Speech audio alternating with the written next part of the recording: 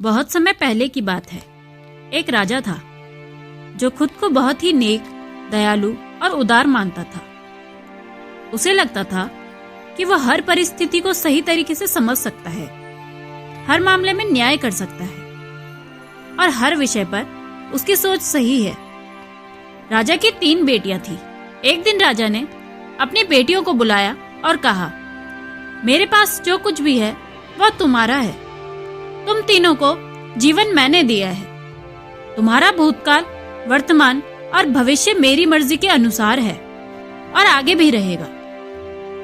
तुम्हारे भाग्य का फैसला मैं करता हूँ और यह हमेशा ऐसा ही रहेगा।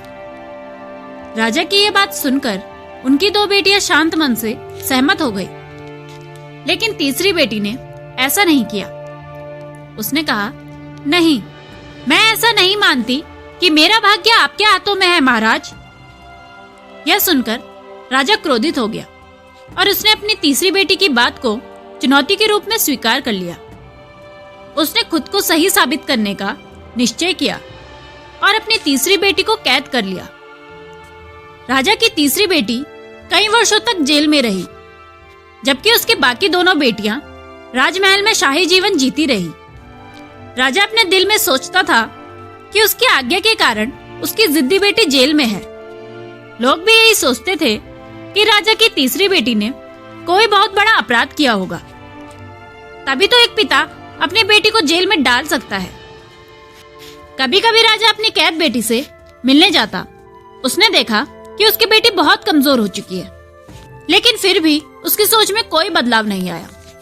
एक दिन राजा ने अपनी बेटी से कहा, तेरी ये जिद मुझे बहुत गुस्सा दिलाती है।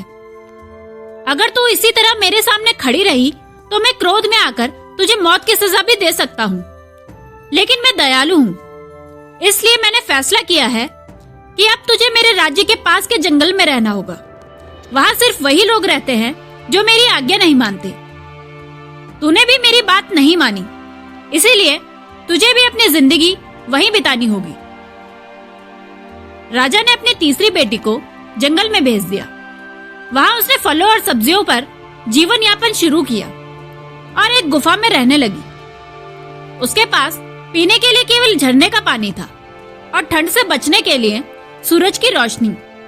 खुले आसमान में रहना और प्राकृतिक आहार से वह जल्द ही स्वस्थ हो गई। उसने वहाँ खेती भी शुरू कर दी और अपनी गुफा को एक घर की तरह सजा लिया। एक दिन एक घुमक्कड़ यात्री वहाँ आया। वह राजा की तीसरी बेटी को देखकर मंत्रमुग्ध हो गया। दोनों ने एक दूसरे से प्रेम किया और साथ में रहने लगे। जंगल में और भी कई लोग रहते थे। सबने मिलकर उस जंगल को एक खूबसूरत शहर में बदल दिया। कुछ ही वर्षों में राजा की तीसरी बेटी और वह यात्री उस शहर के राजा रानी बन गए। अब उस शहर की चर्चा दूर दूर तक होने लगी। जब राजा को इस बात का पता चला, वह खुद उस जंगल में सब देखने गया। वहाँ जाकर उसने अपनी बेटी को एक सुंदर यौवन के साथ सिंहासन पर बैठे देखा और वह दंग रह गया। उसकी बेटी ने अपने पिता का स्वागत पूरे सम्मान के साथ किया। उसने अपने पिता के गलत व्यवहार और फैसले के लिए कोई शिकायत नहीं की।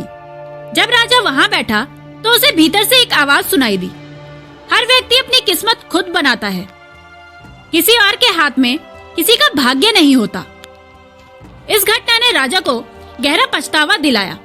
उसने अपने सभी बेटियों को उनके भाग्य से आजाद कर दिया और कहा, भले ही मैं ये सोचता था कि तुम तीनों का भाग्य मेरे हाथ में है, लेकिन सच ये है कि हर व्यक्ति को अपने हालात से खुद निपटना पड़ता है। तुम अपनी बुद्धिमानी और प्रयासों से अपनी किस्मत खुद बना सकती हो। ये कहानी हमें सिखाती है कि हमारी किस्मत किसी और के हाथ में नहीं होती। हमारा भाग्य हमारे हाथ में है, जिसे हम अपनी समझदारी और मेहनत से बदल सकते हैं।